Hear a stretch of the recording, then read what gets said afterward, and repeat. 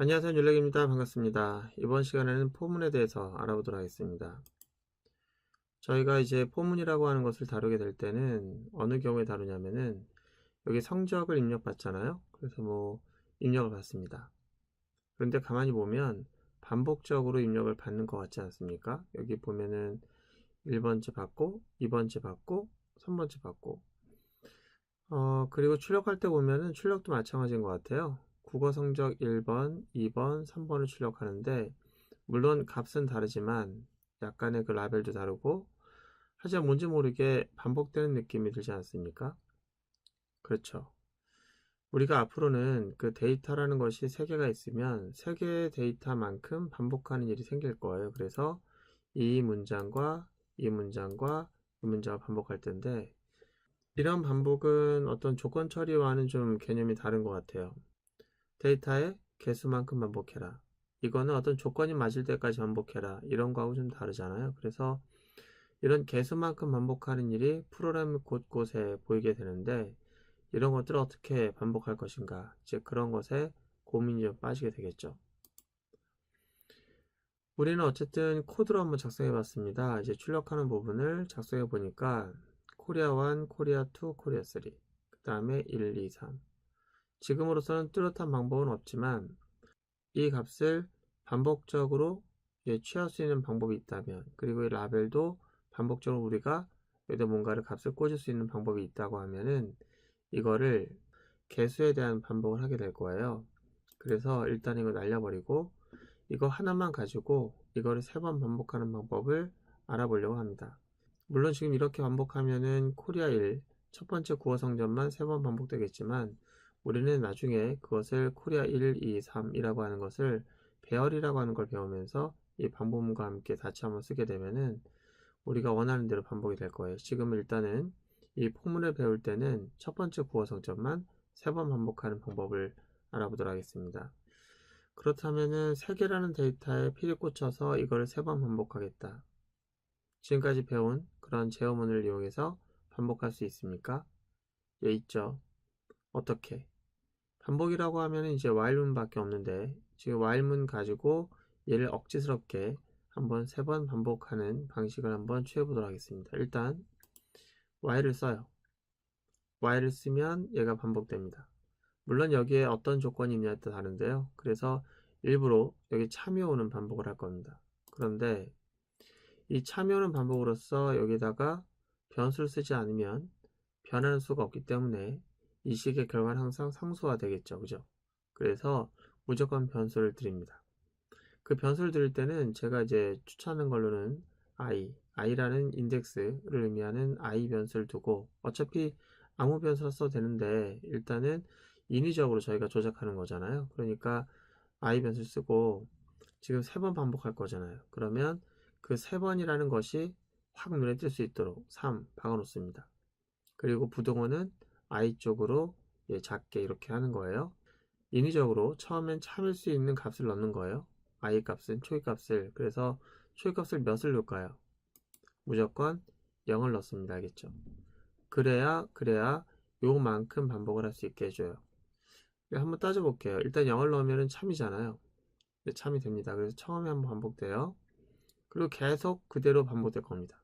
계속 참일 거니까 i가 변하지 않으면. 그래서 반복할 때마다 i 값을 변할 수 있도록 i 뿔뿔할 거예요. 그러면은 i가 처음에 0이었기 때문에 3보다 작으니까 참이고 얘가 실행됩니다. 그리고 i가 하나 증가돼요. 그리고 다시 갑니다. 1이 됐어요. 아직 참이죠. 그 다음에 실행되고 또 증가됩니다. 2가 됩니다. 아직 참입니다. 실행되고 증가됩니다. 3입니다. 거짓이죠. 나갑니다. 몇 번 반복했습니까? 예, 요 숫자만큼 반복했습니다. 우리가 이제 이거는 반복을 할 때 인위적으로 개수에 맞춰서 반복될 수 있게끔 하는 패턴을 만들어 보자 라고 하면 이게 가장 좋은 패턴입니다. 그래서 부등호 무조건 i 변수 쪽으로 작게 만들고 그 다음에 0, 그 다음 i 뿔뿔. 이거는 의미 별로 없어요. 얘를 3번 반복하게 하기 위한 그런 조작에 불과한 거니까. 그런데 이렇게 하다 보니까 어떤 문제가 발생하냐면 이 세 가지가 한눈에 보여야만 얘가 몇 번 반복되는지 알 수 있는 거예요. 예를 들어서 이 조건치만 보인다고 얘가 몇 번 반복된다고 확신할 수 없죠. 얘를 가린다면, 또는 얘를 가린다면 또한 마찬가지로 반복되는 해석을 알 수가 없습니다. 이렇게 한 번에 보여야 돼요.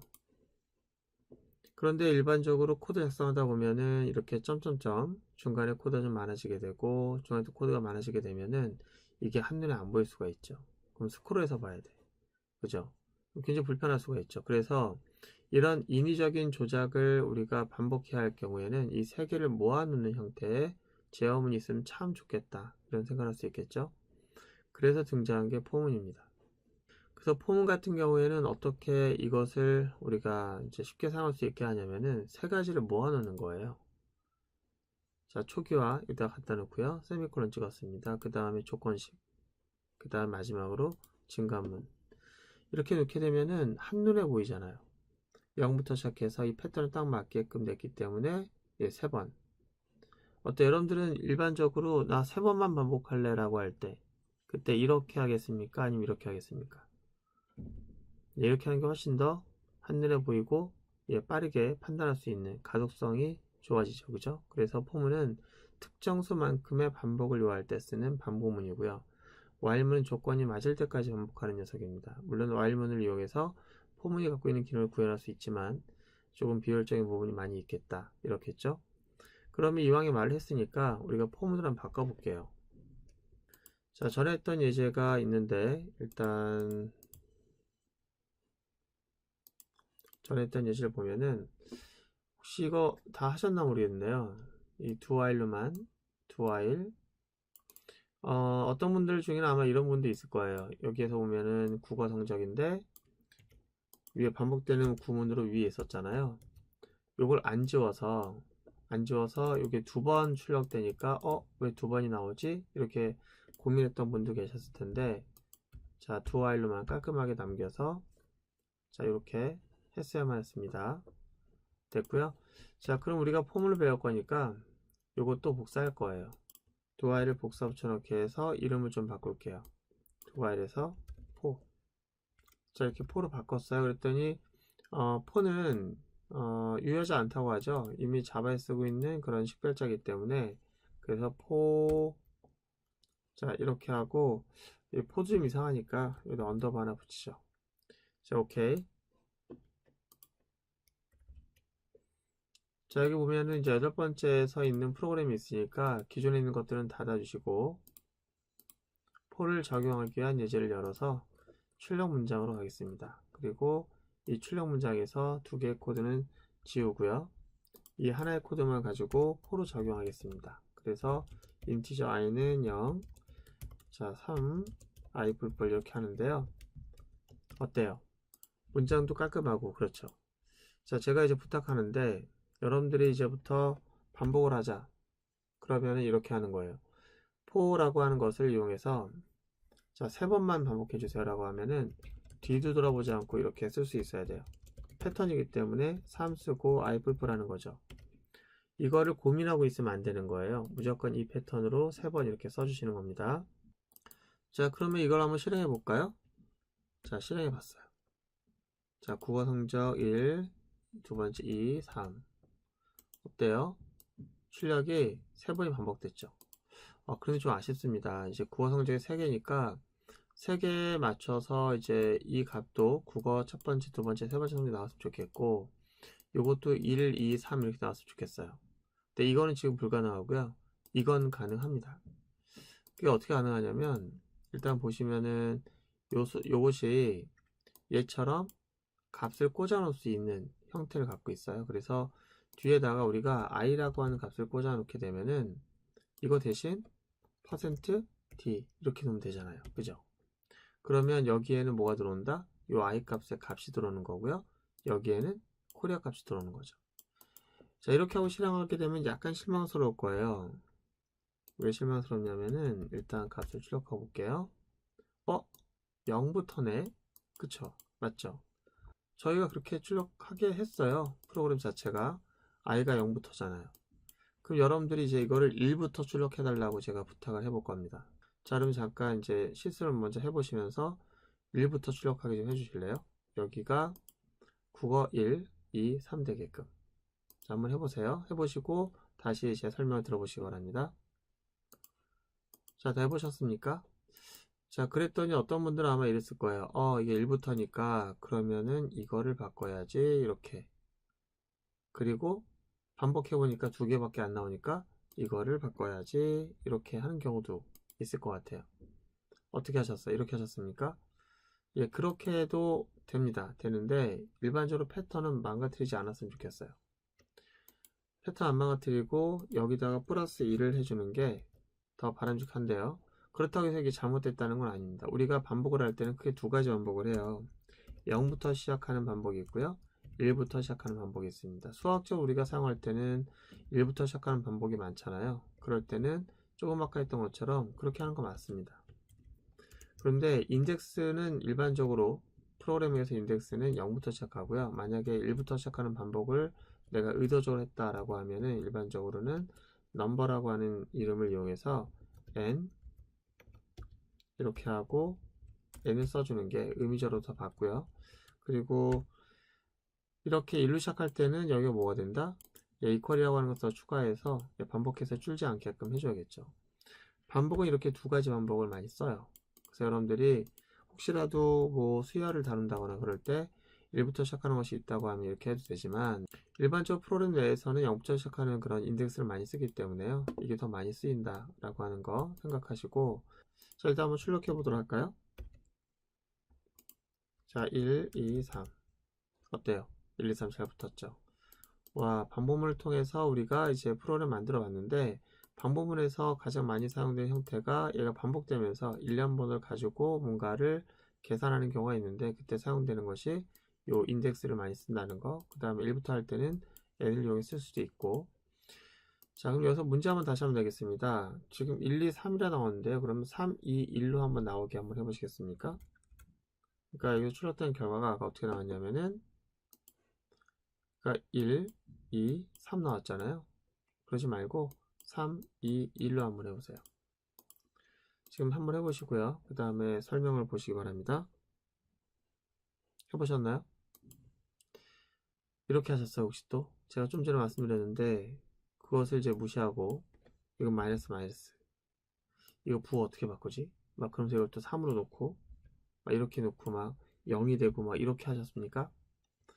이거는 손대는 게 아니에요. 이건 손대는 게 아니고 만약에 여러분들이 3, 2, 1을 만약에 여러분들 3, 2, 1을 원했다면 이건 3번이라고 하는 횟수에 대한 것만 얘기해 주는 거니까요. 그리고 사용하는 인덱스가 1로 시작하느냐 0으로 시작하느냐에 대한 것만 변화를 주시고 나머지는 이 안에서 해결하는 거예요. 3의 1은 어떻게 해결할 수 있습니까? 3이었다가 2였다 1인 거잖아요. 그러면 3에서 마이너스 i를 빼면 어떻게 돼요? 처음에는 i가 0이니까 3이겠죠. 그 다음에 i가 1이니까 어떻게 돼요? 그쵸? 2겠죠? 얘가 2가 되면은 1이겠죠. 이렇게 해서 여기서 계산식으로 바꾸려고 하셔야 됩니다. 이걸 바꾸려고 하지 마시고, 아시겠죠? 자, 다시 한번 진행할게요. 자, 그러면은 다시 보니까 3, 2, 1 나왔네요. 자, 이거는 원래대로 돌려놓을게요. 그냥 테스트 해보려고 여러분들에게 질문해 보려고 한 거고요. 포문은 몇 번 반복하는지를 쉽게 파악할 수 있게 해주는 것으로서 인덱스를 사용하는 것이 바람직하겠고요. 계산식은 여기서 합시다. 알겠죠? 자, 그리고 폼을 쓰다 보면은 이런 문제가 만날 수도 있을 거예요. 조건식만 있고 앞에 없고 뒤에 없어요. 이거 뭐죠? 그렇습니다. 이거 오류가 나겠죠? 아닙니다. 오류 안 납니다. 이 앞에 있는 것과 뒤에 있는 것은 따로 뺄 수 있어요. while문처럼 이 변수 i는 밖에다 선할 수가 있어요. 그리고 증가함 연산자도 이 안쪽에 쓸 수가 있습니다. 만약에 이것과 이것이 while문처럼 존재한다면 오류는 아니고요. 정상적으로 동작합니다. 두 번째는 이제 조건식에 true가 들어갔어요. 앞뒤 없고요. 그럼 어떻게 된 거죠? while문의 true가 똑같아요. 오류 안 납니다. 세 번째, 이건 뭐죠? 황당하죠? 조건값도 없고 식도 없어요.